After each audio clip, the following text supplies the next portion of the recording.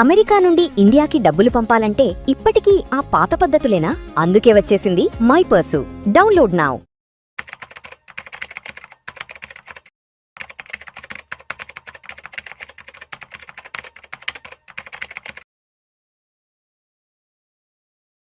గిరిబాబు గారు నమస్తే సార్. నమస్తే అండి. Welcome to Vishnu talks and welcome to Suman TV. Giribabu గారు, చాలామంది రకరకాల ఇన్వెస్ట్మెంట్స్ చేస్తుంటారు. కొంతమంది గోల్డ్లో ఇన్వెస్ట్ చేస్తారు, కొంతమంది రియల్ ఎస్టేట్లో ఇన్వెస్ట్మెంట్ చేస్తారు, కొంతమంది stock market, mutual funds, so రకరకాల అసెట్ క్లాసెస్లో ఇన్వెస్ట్మెంట్స్ చేస్తుంటారు. సరే, ఒక 5-10 సంవత్సరాల తర్వాత రియలైజ్ అవుతారు, అబ్బా అనవసరంగా దీంట్లో ఇన్వెస్ట్ చేశాను, ఏం రిటర్న్స్ ఏం రాలేదు, ఏడేం వచ్చింది ఏం లేదు, అంత పోయిందే ఉందని చెప్పి ఒక 5-10 ఏళ్ళ తర్వాత అప్పుడు రియలైజ్ అవుతారు. కాబట్టి అసలు ఒక మంచి అంటే ఒక ఇన్వెస్ట్మెంట్ చేసేటప్పుడే ఇది ఒక మంచి ఇన్వెస్ట్మెంటు అని గుర్తించడానికి దానికి ఉన్నటువంటి పారామీటర్స్ ఏంటి అసలు?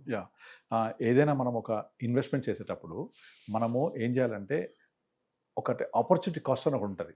ఆపర్చునిటీ కాస్ట్ ఇదేంటంటే, నార్మల్గా నా దగ్గర ఒక ₹1,00,000 ఉన్నాయి ఫర్ ఎగ్జాంపుల్. నేను దీన్ని ఎక్కడ ఇన్వెస్ట్ చేయాలి అని ఒక క్వశ్చన్ మార్క్ వచ్చింది. దీంట్లో అన్నిటికంటే ఈజీగా నేను ఎక్కడ ఇన్వెస్ట్ చేస్తే ఈజీగా నాకు వచ్చే రేట్ ఆఫ్ ఇంట్రెస్ట్ని ఆపర్చునిటీ కాస్ట్ అంటారు. దానికి example bank FD or post ఆఫీస్లో ఫిక్స్డ్ డిపాజిట్. మీరు వాకిన్ వెళ్ళి any bank, example state bank of India or any government banks or post ఆఫీస్కి వెళ్ళి ₹1,00,000 డిపాజిట్ చేస్తే ఒక ₹6,000 వస్తాయి సంవత్సరం తర్వాత. దీనికి మీరు ఏమైనా కష్టపడాలా? అక్కర్లేదు. బుర్ర ఉపయోగించాలా? అక్కర్లేదు. సో మీరు బ్యాంక్ వెళ్ళి డిపాజిట్ చేస్తే 1 year తర్వాత పక్కా ₹1,00,000కి 6,000 ఇచ్చేస్తాడు. ఇది ఎటువంటి మార్కెట్ ఒడిదులో కూడా లోబడి ఉండదు. కనుక ఈ 6,000 అనేది మీరు అత్యంత తేలిగ్గా సంపాదించగలిగే ఒక రిటర్న్ కదా. సో మీరు ఏ ఇన్వెస్ట్మెంట్ చేసినా దీనికంటే పైనే ఉండాలి. అంటే ఈ bank FD is bench mark for your investment. ఈ బెంచ్ మార్క్ని బీట్ చేయకపోతే మీ ఏ ఇన్వెస్ట్మెంట్ కూడా సరైన ఇన్వెస్ట్మెంట్ కాదు. ఇప్పుడు చాలామంది ఏం చేస్తారు, రియల్ ఎస్టేట్ ఇన్వెస్ట్ చేస్తారు. ఒక 10-15 సంవత్సరాల తర్వాత మీరు అన్నట్టు ఇందాక నేను 10 ఏళ్ల క్రితం కొన్నాను, అది అంత పెరగలేదు, అది ఏం చెప్తుంటారు. సరే, ఆ 15 సంవత్సరాల క్రితం ఎంత కొన్నావు, ఇవాళ ఎంత ఉంది అని కనుక లెక్కేసి దాని యాన్యువల్ రిటర్న్ కనుక క్యాలిక్యులేట్ చేస్తే దాదాపుగా చాలా రియల్ ఎస్టేట్లో వచ్చే రిటర్న్స్ మెజారిటీ, అన్నీ కాదు, మెజారిటీ థింగ్లో వాళ్ళకు ఆ రేట్ ఆఫ్ రిటర్న్ కనీసం ఒక 4-5% కూడా రాదు. అంటే ఏం చేస్తారు వాళ్ళు, ఎప్పుడో 2005లో 10లో కొన్నాను ఒక 10 లక్షలు పెట్టి, ఇవాళ ఒక 20 లక్షలు 30 లక్షలు ఉంది అని చెప్తారు. అంటే ఇది 10-30 అయింది లేక 10-20 అయింది అని చెప్తారు. దీన్ని బట్టి టైం ఎంత, ఒక 15-20 సంవత్సరాలు. మరి 15-20 సంవత్సరాలలో మీరు దీని యాన్యువల్ రిటర్న్ ఎంత అని కనుక లెక్కేస్తే ఏ 3-4% కూడా ఉండదు అది.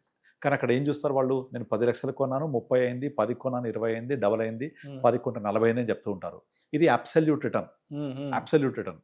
కానీ యాన్యువల్ రిటర్న్ ఎంత అంటే, నేను సంవత్సరానికి ఎంత % ఆఫ్ రిటర్న్ సాధించగలిగా ఈ ఇన్వెస్ట్మెంట్ మీద అని కనుక లెక్కేస్తే ఎట్ ఎనీ కాస్ట్ మీరు బ్యాంక్ ఇచ్చే 6% కంటే కనీసం ఒక 4-5% ఎక్స్ట్రా ఉండాలి. అంటే బ్యాంక్ 6 ఇచ్చింది అంటే మీ రిటర్న్ 12 ఉండాలి, అట్లీస్ట్ 10 ఉండాలి. 10-12% ఉంటేనే మన ఇన్వెస్ట్మెంట్ ప్రాపర్ వేలో ఉన్నట్టు. ఇప్పుడు మీరు 10-12% అని తీసుకుంటే మనం ఒక 12 తీసుకుందాం. ఎందుకంటే ఎలాగూ బ్యాంక్ వెళ్తే నాకు 6% ఇస్తున్నాడు, దిస్ మై ఆపర్చునిటీ కాస్ట్. కనుక బ్యాంక్ వెళ్ళలేదు, నేను ఇక్కడికి వచ్చా, ఇది కొంచెం రిస్కియస్ట్. ఇక్కడ నేను నా బుర్ర ఉపయోగించి రీసెర్చ్ చేసి అనేది పెట్టాను అంటే నాకు ఎంత రావాలి, అట్లీస్ట్ బ్యాంక్ వెళ్తే 6 వస్తుంది కాబట్టి దానికంటే డబల్ రావాలి ఇక్కడ నాకు, అంటే 12% రావాలి. నాకు 12% కనుక రిటర్న్ వచ్చింది అంటే నా పెట్టుబడి ఎగ్జాక్ట్లీ 6th ఇయర్కి డబల్ అయినట్టు.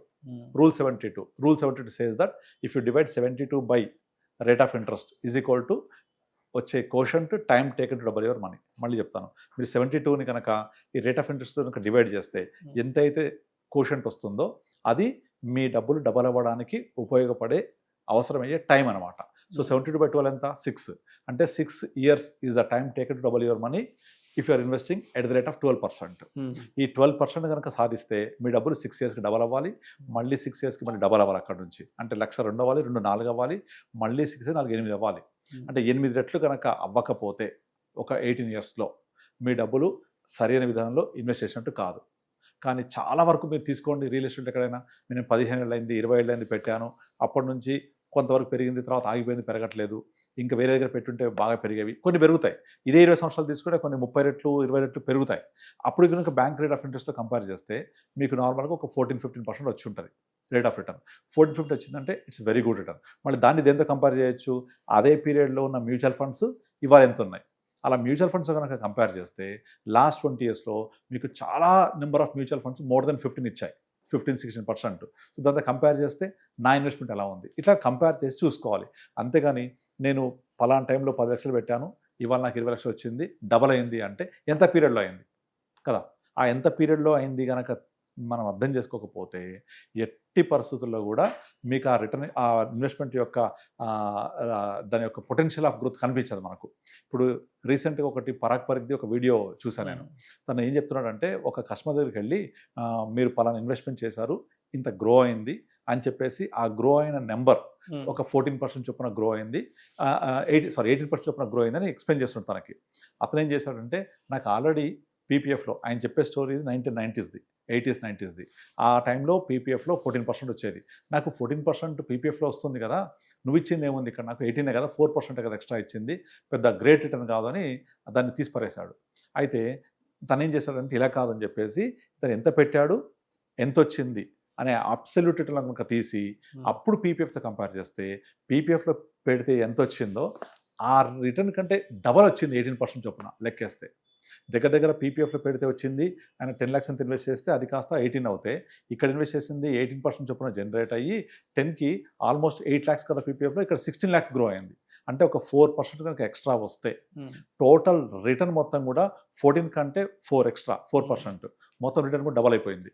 అంటే మనం ఇన్వెస్ట్మెంట్ చేసింది ఎంత పెరిగింది అని చెప్తే జనాలకు అర్థమైంది అంటే పాయింట్ టు పాయింట్ చెప్తే, లైక్ నేను 10 పెట్టా 20 అయింది, 10 పెట్టా 30 అయింది, ఇది కాదు యాక్చువల్గా గ్రోత్ రేటు. మనం చేసింది ఎంత పర్సంటేజ్ గ్రో అయింది, ఆ పర్సంటేజ్ టర్మ్స్లో కనుక అర్థం చేసుకుంటే దాని యొక్క రియల్ స్ట్రెంత్ తెలుస్తుంది. ఇప్పుడు నేను చెప్పిన ఎగ్జాంపుల్లో కూడా మీకు పీపీఎఫ్ 14 ఇచ్చింది, నేను 18 ఇచ్చిన అంటే అర్థం కాదు.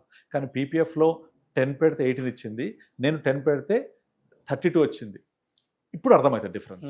సో అందుకనే ఎల్ఐసి పాలసీ అమ్మేటోళ్ళు ఏం చేస్తారు, మీరు మొత్తం 20 ఏళ్ల పాటు ఒక 15 లక్షలు కట్టండి, 20 ఏళ్ల తర్వాత మీకు 30 లక్షలు వస్తుంది అంటే ఇన్వెస్టర్ ఏం చేస్తాడు, 30 లక్షలు వస్తుంది ఆలోచిస్తాడు తప్ప నేను ఎంత కట్టాను, ఎంత పీరియడ్ మనకు వర్కౌట్ అయింది, ఎంత పర్సంటేజ్ వచ్చింది అని కనుక లెక్కేస్తే మీకు 5-6% కూడా దాటదు. కానీ ఆ 5-6% చెప్పరు. ఇంత పెట్టాము, ఇంత వచ్చింది, 15 సంవత్సరాల పాటు 15 లక్షలు కట్టండి, 15 అంటే 30 లక్షలు తీసుకోండి, రేట్ ఆఫ్ రిటర్న్ ఎంత, హార్డ్లీ 5-6 కూడా దాటదు. కానీ ఆ 5-6% చెప్పకుండా వాళ్ళు 15 కడితే 30 వచ్చిందని చెప్పడం వల్ల 30 లక్షలు చూస్తారు. అంటే ఇది అబ్సల్యూట్ టర్మ్స్. ఇది అన్ని చోట్ల మిస్గైడ్ చేసే టర్మినాలజీ ఇది. కనుక అలా చూడకూడదు. కనుక నాకు మినిమం ఒక 10-12% వచ్చిందా లేదా, that is the only parameter you have to check your investment. ఇది నెంబర్ 1. తర్వాత లిక్విడిటీ. ఇప్పుడు సపోజ్ నేను ఒక ఇన్వెస్ట్మెంట్ చేస్తే ఆ ఇన్వెస్ట్మెంట్ అనేది నేను ఇట్లా 3 రోజుల్లో, 5 రోజుల్లో, 10 రోజుల్లో అమ్మగలుగుతానా లేదా. సపోజ్ ఇప్పుడు నేను కనుక ఒక 2 ఏళ్లకు, 3 ఏళ్లకు, 5 ఏళ్లకు ఇన్వెస్ట్మెంట్ డబ్బులు అవసరమైతే అంటే ఎట్టి పరిస్థితుల్లో రియల్ ఎస్టేట్కి వెళ్ళకూడదు. ఎందుకు, మీరు 5 years తర్వాత అమ్మాలి అంటే వెంటనే అమ్మలేకపోవచ్చు, మనకు ప్రాబ్లం ఉంటుంది. ఇంకొక ముఖ్య లక్ష్యం ఏంటంటే లిక్విడిటీ అనేది తప్పకుండా ఉండాలి. ఇప్పుడు సపోజ్ మీరు ఒక 5 years తర్వాత మీ అమ్మాయి పెళ్ళి అవసరం ఉంది, 5 years తర్వాత మీ అబ్బాయికి అబ్రాడ్కి వెళ్ళాలి, ఫీజు కట్టాలి, ఇలాంటి అవసరాలు ఉంటే మీరు కనుక ఒక రియల్ ఎస్టేట్లో ఇన్వెస్ట్ చేసి నేను 5th yearకి అమ్మేస్తా అంటే డెఫినెట్లీ అలాంటి ఇన్వెస్ట్మెంట్ చేయకూడదు. ఎందుకంటే 5th year తర్వాత అప్పుడున్న పరిస్థితుల బట్టి ఆ ఇన్వెస్ట్మెంటు ఎంత పెరుగుద్ది, అమ్మగలనా లేదా, ముఖ్యంగా పెరుగుదల పక్కన పెట్టండి, నేను తగ్గినా పెరిగినా అమ్మగలగాలి కదా. ఇప్పుడు ఇదే కంపేర్ చేస్తే మ్యూచువల్ ఫండ్స్లో 5 years తర్వాత మార్కెట్ పడితే తగ్గొచ్చు అక్కడ కూడా, కానీ తగ్గినా కూడా నువ్వు అవసరానికి మేబీ 1% అటు ఇటుకు రావచ్చు, బట్ అమ్మగలుగుతాం కదా, ఒక బటన్ నొక్కితే విత్డ్రా అయిపోద్ది. కానీ రియల్ ఎస్టేట్ వాళ్ళు చేయగలమా, మరి 5 years తర్వాత అమ్మాయి పెళ్లి చేయాలి కదా, 5 years తర్వాత అబ్బాయిని విదేశాలు పంపించాలి చదువుకి, అలాంటప్పుడు నేను కరెక్ట్గా 5 years తర్వాత అమ్మాలి అంటే ఎట్టి పరిస్థితుల్లో బయ్యర్ లేకపోతే అమ్మలేము మనం. కనుక నేను షార్ట్ టర్మ్ గోల్స్కి చేయాలి అంటే ఈ liquidity will the biggest hurdle.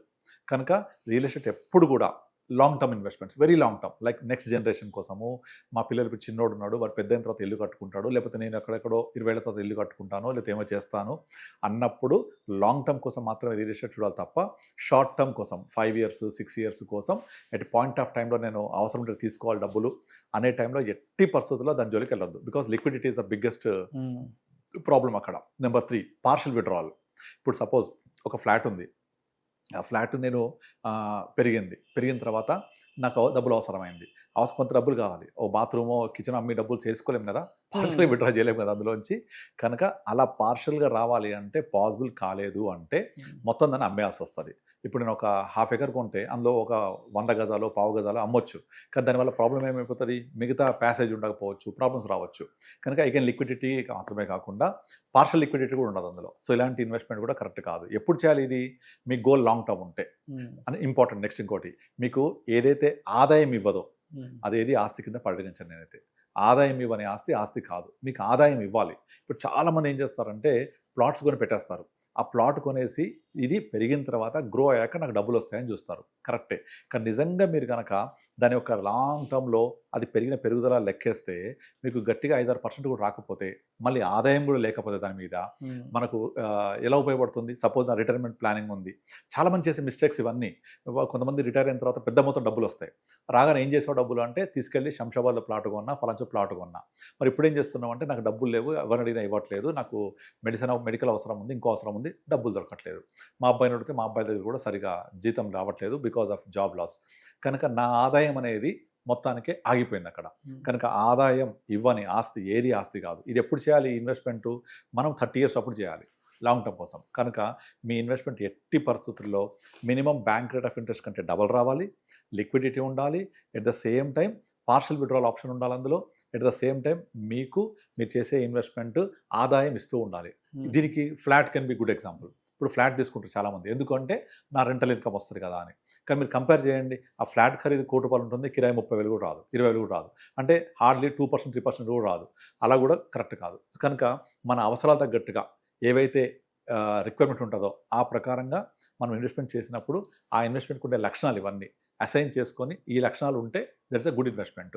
అందుకని నా దగ్గరికి వచ్చేవాళ్ళు చాలామంది రిటైర్ పీపుల్ చెప్పే పెద్ద మిస్టేక్స్ ఏంటంటే, నేను రైట్ టైంలో రాంగ్ ఇన్వెస్ట్మెంట్ చేశాను, చేయాల్సిన టైంలో రాంగ్ ఇన్వెస్ట్మెంట్ చేశాను. నేను స్టాక్ మార్కెట్లో నేను పెట్టినప్పుడు చాలా తక్కువ ఉండేది, అప్పుడు పలానా షేర్స్ ఈ రేట్లో ఉండేవి, నేను వెయిట్ చేస్తే బాగుండేది. వెయిట్ చేయరు. స్టాక్ మార్కెట్ని ఒక డబ్బులు సంపాదించే యంత్రంలాగా చూడాలి. అంటే వాళ్ళు వచ్చి ఇన్వెస్ట్ చేసి వెయిట్ చేయాలి. ఇప్పుడు మీరు కొబ్బరి మొక్క నాటారనుకోండి, ఆ కొబ్బరి మొక్క పెరిగి పెద్దదై కొబ్బరికాయలు ఇవ్వడానికి కనీసం ఒక 7 సంవత్సరాలు పడుతుంది కదా. కానీ దాని తర్వాత అక్కడ నుంచి ఒక 200 సంవత్సరాల పాటు కాయలు ఇస్తుంది అది. సేమ్ మామిడి టెంక, ఒకసారి మామిడి టెంక నాటితే 7 years పడుతుంది ఆ చెట్టు పెద్దదై వృక్షమై పళ్ళు ఇవ్వడానికి. స్టార్ట్ అయిందనుకోండి ఒకసారి పళ్ళు ఇవ్వడం, 2 generations పళ్ళు ఇస్తుంది. అట్లాగే ప్రతిదానికి ఒక టైం ఫ్రేమ్ ఉంటుంది, ఒక లిక్విడిటీ ఉండాలి, మనకు అవసరమైనప్పుడు డబ్బులు రావాలి ఇందులో. ఇవన్నీ మనం చూసుకొని ఇన్వెస్ట్మెంట్ చేయాలి. ఎందుకంటే ఇప్పుడున్న ఈ ఆర్థిక సాంఘిక పరిస్థితుల్లో మనం ఎవరి మీద డిపెండ్ అయ్యే పరిస్థితి లేదు. మీరు ఒకసారి పెన్ పేపర్ తీసుకొని నాకేమన్నా అయితే పలానా ముగ్గురు వచ్చి వీళ్ళు హెల్ప్ చేస్తారు మా కుటుంబానికి, రాయండి పేపర్ మీద, ముగ్గురు పేరు రాయగలుగుతారా? రాయలేము. కనుక ఈ ఇన్వెస్ట్మెంట్ అంతా కూడా మన వైఫ్కి తెలిసి ఉండాలి, ఆమెకు కూడా అర్థం అవ్వాలి, తను కూడా లిక్విడిటీ చేయడానికి ఈజీగా ఉండాలి. అలా ఒక ఇన్వెస్ట్మెంట్ చేసేటప్పుడు ఇలాంటి లక్షణాలు ఉన్నాయో చూసుకొని మనం వైఫ్తో కలిసి చర్చించుకొని ఇన్వెస్ట్ చేస్తే బెటర్గా ఉంటుంది. Thank you sir. Thank you so much Giribabu garu. Thank you అండి. ఒక ఇన్వెస్ట్మెంట్ చేసిన తర్వాత అది సరైన ఇన్వెస్ట్మెంట్ అవునా కాదా అన్నదాన్ని గుర్తించడానికి ఎటువంటి ప్రామాణికం ఏంటన్న దాని గురించి చక్కగా తెలియజేస్తారు. Thank you so much sir. Thank you.